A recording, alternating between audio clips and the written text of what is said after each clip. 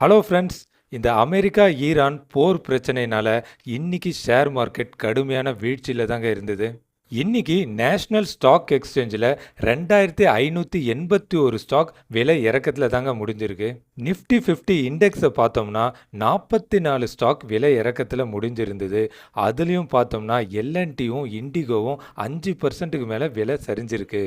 எல்என்டியோட விலை இறக்கத்துக்கு முக்கிய காரணம் என்னன்னா, அவங்களோட ஆர்டர்ஸில் 75% இந்த மிடில் ஈஸ்ட் ரீஜன்லேருந்து தான் ஆர்டர் கிடச்சிருக்கு.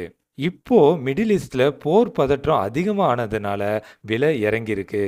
இந்த போர் பதற்றத்தினால பல ஏர்போர்ட் மூடப்பட்டிருக்கு, விமான சேவை பாதிச்சிருக்கு.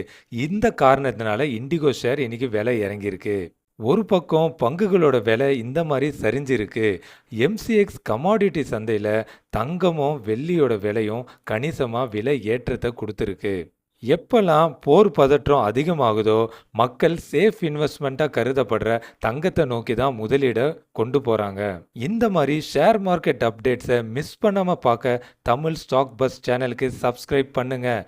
இந்த வீடியோ உங்களுக்கு யூஸ்ஃபுல்லாக இருந்தால் வீடியோக்கு லைக் பண்ணுங்கள், உங்கள் ஃப்ரெண்ட்ஸ்க்கு ஷேர் பண்ணுங்கள்.